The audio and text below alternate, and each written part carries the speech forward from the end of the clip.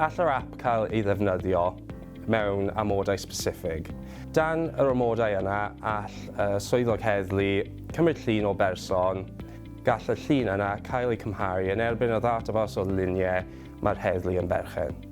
Nid yw'r technoleg yn disodli dulliau traddodiadol o adnabod pobl, ond o dan amodau specifig lle mae'n briodol ac addas i'w gwneud, allan nhw defnyddio'r technoleg. So, yn ystod 2021, dechrau 2022, o'n i wedi cael arbrawf ar app.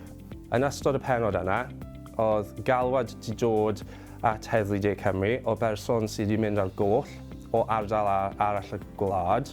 Yr heddlu o'r ardal yna wedi anfon y llun atom ni, a o'n i wedi llwytho'r llun mewn i'r databas. Yng Nghaerdydd, yr un dydd, oedd swyddogion wedi ffeindio person oedd yn debyg i'r person oedd wedi mynd ar goll.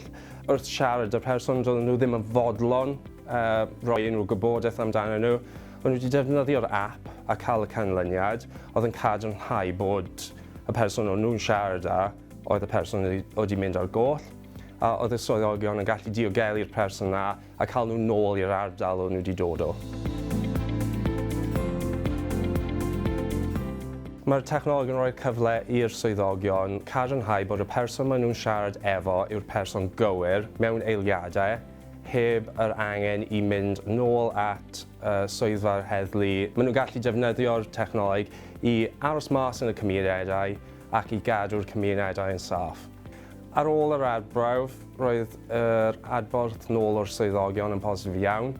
Mi o'n nhw'n gwerthfawrogi'r amser roedd yn arbed, a'r ffaith bod e mor gywir. Yn ystod yr arbrawf, roedd digwyddiad lle yn anffodus wnaeth rhywun marw, ac oedd y swyddogion yn gallu defnyddio'r app mwyn cadarnhau pwy yn union oedd nhw'n delio â.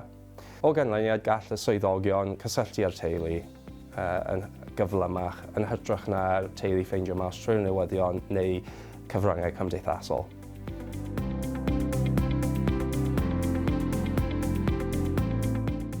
Mi oedd arbrawf gan yr NPL, yn Saesneg National Physical Laboratory.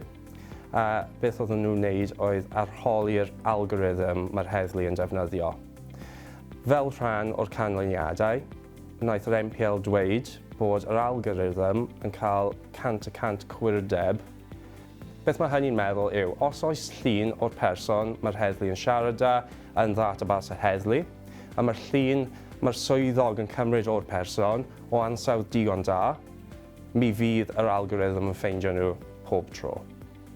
Os nad ydyn nhw yn y ddatabas, ni fydd canlyniad. Yn union fel pob math o Adnabod Wynebau mae'r heddlu yn defnyddio, ni fydd unrhyw llun neu ddata biometric o unrhyw berson cael ei cadw.